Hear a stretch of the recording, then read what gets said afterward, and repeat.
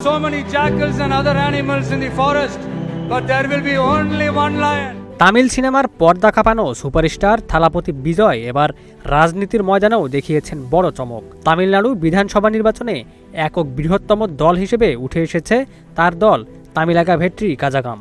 কিন্তু নাটকীয় মোড় নিয়েছে সরকার গঠনের সমীকরণে।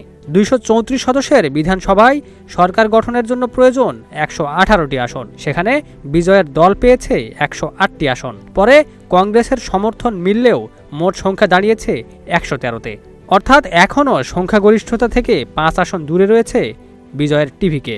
এর আগে রাজনৈতিক মহলে জোর গুঞ্জন ছিল বৃহস্পতিবারই মুখ্যমন্ত্রী হিসেবে শপথ নিতে পারেন থালাপতি বিজয়, কিন্তু সেই সম্ভাবনা আপাতত অনিশ্চিত হয়ে পড়েছে। বৃহস্পতিবার দুপুরে তামিলনাড়ুর রাজ্যপাল রাজেন্দ্র বিশ্বনাথ আর্লেকারের সঙ্গে সাক্ষাৎ করেন বিজয়। সেখানে সরকার গঠনের দাবি জানালেও সংখ্যাগরিষ্ঠতা নিয়ে প্রশ্ন তোলে রাজভবন, ফলে এখনও আনুষ্ঠানিকভাবে শপথ গ্রহণের অনুমতি মেলেনি। এদিকে সরকার গঠনের লক্ষ্যে সিপিআই সিপিএম সহ অন্যান্য কয়েকটি দলের সঙ্গে আলোচনা চালিয়ে যাচ্ছে বিজয়ের নেতৃত্বাধীন জোট। তামিলনাড়ুর রাজনীতিতে এই মুহূর্তে চলছে টানটান উত্তেজনা।